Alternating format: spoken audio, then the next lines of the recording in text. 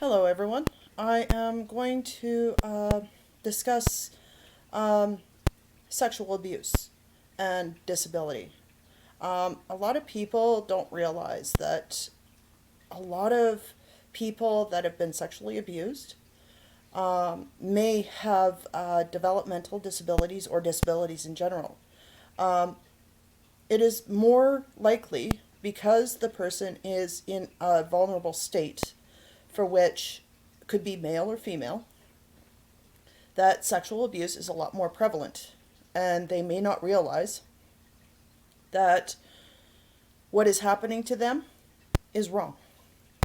Or they're too scared to say something. Well, I'm going to say this as both a person with invisible disabilities, I have autism and ADHD, and as a person who, as a kid, before the age of 13, went through 8 molestations. And I'm going to say this loud and clear. It doesn't matter who you know. If any person hurts you or does not have permission to touch you, that you are within your right to A, say no. No means no. I don't care. Number 2, if the person is touching you in a way for which you do not want to be touched, again, no means no. If the person forces you or coerces you into something, and just because you let it happen doesn't mean that you allowed it. It just means you were too scared to defend yourself or to say the word no, or to scream or anything like that. I know what that's like. And quite often, if you're too scared to do something, it's not going to happen. So you just lay there or let things happen, and then the guy is like, "Are you okay?" or just pretend that nothing ever happened, or they manipulate you into something you've never done before or that you don't understand.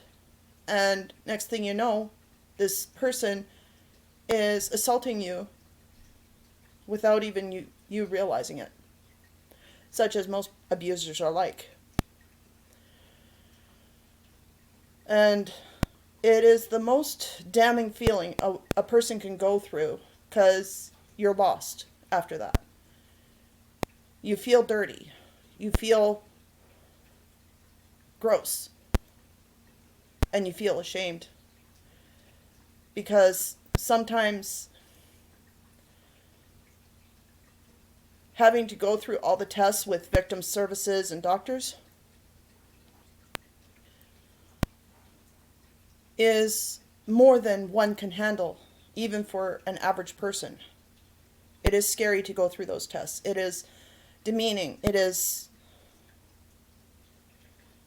There is no real words for it, because there's all kinds of feelings to go with it. Excuse me while I scratch my nose, I'm a little itchy. And then there's the aftermath. One might develop anxiety issues due to the incident. A person for years may look over their shoulders as if they're scared, or a person may develop other issues concerning going out and trying to function in a society that they're scared of. All these things are contribute to trauma that sexual abuse can cause. Quite often, sexual abuse can happen in a relationship, whether it's your husband or your boyfriend or a friend with benefits. No means no. And it doesn't matter if you're in a relationship or not. The fact is that a lot of the times that someone goes through sexual abuse, it is a person with whom they trust and know. Very rare is it that a person does not know their abuser or their predator. And that's a scary thought, to know that it could be anyone that you trust, and they break that trust by hurting you. I knew all of but one of my abusers when I was a kid. To say the least, I can tell you this.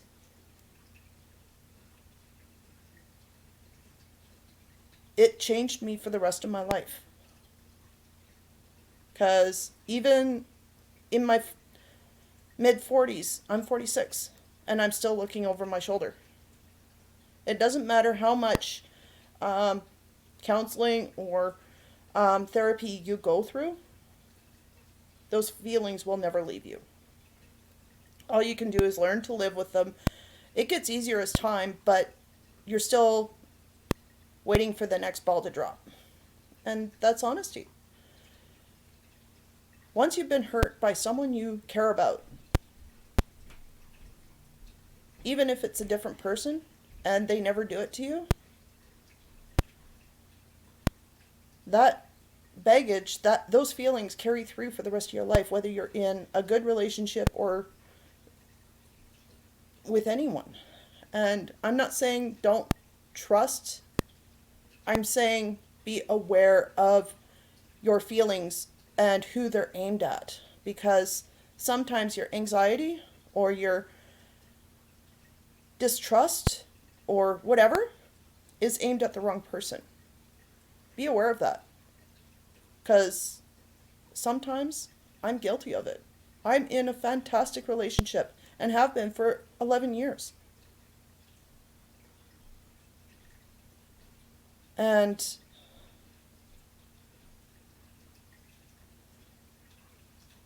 one can't just get over those feelings or those issues because they're a part of you. And it's not something that can go away. And that's something that a lot of people don't really understand. And it is also due to my experience of those situations in history that I know this. And yes, this is a very hard subject for me to talk about because I went through it.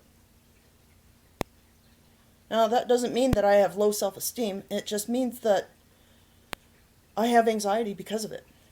I have social anxiety because of all the trauma in my life, for which contributes to the woman I am today. And for many, they don't realize that maybe their own feelings, their own intrepidations, their own fear may cause issues in a future relationship, or cause issues within themselves to get into a relationship. And a lot of partners may not understand that. I'm not saying that what I go through with my anxiety or my disability is an excuse. I am saying that it is a part of me, and there are some days where my anxiety is so bad that I have no control over it. And someone could say something wrong and I misconstrued it as an attack, and of course I'm going to go off the deep end and get angry for no reason, when it could be something as innocent as teasing because I can't read body language or tone.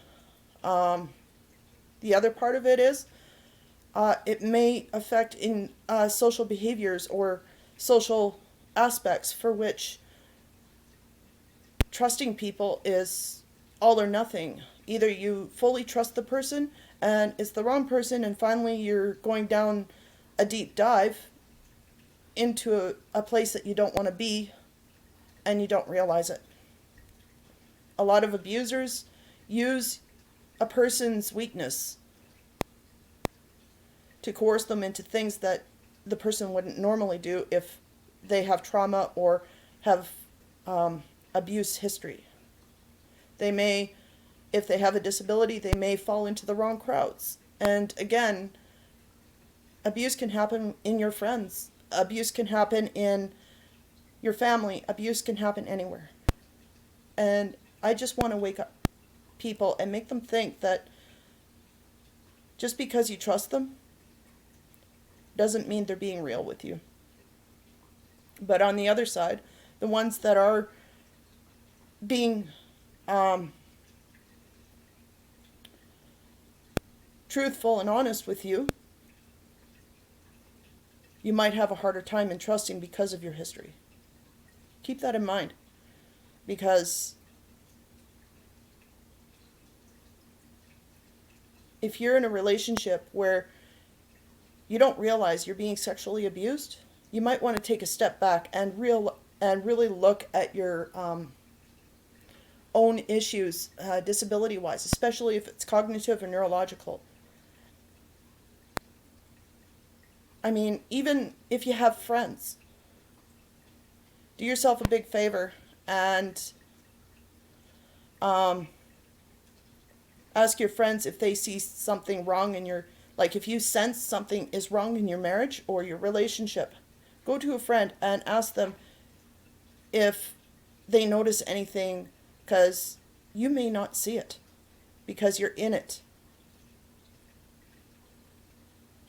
Take a step back and really look at who you are as a person and what you're in. If it seems wrong, if it looks wrong, question yourself. If it seems right, stay. But whatever you do, if you're in any kind of questionable situation,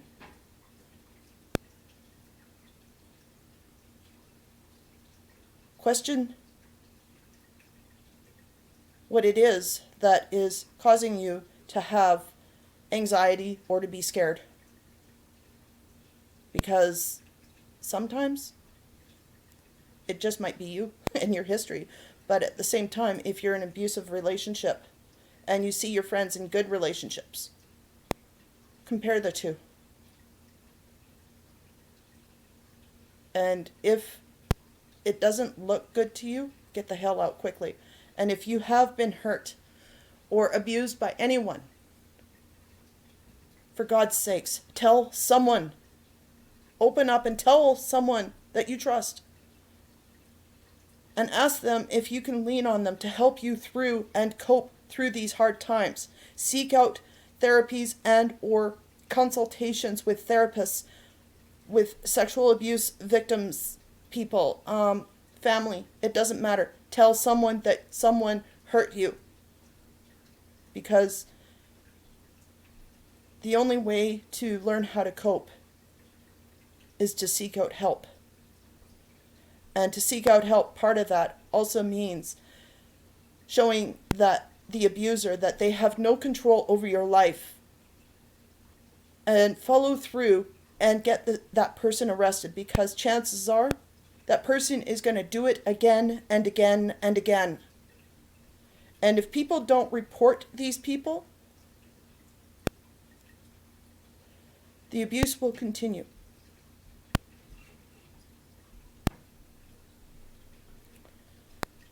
You cannot hide abuse. You have to tell somebody. You have to seek out help in any form or any way that you can. Because if you don't, then you never ever learn how to cope or heal in a way that you can live with what happened to you. Just remember, if someone hurts you, it is never your fault.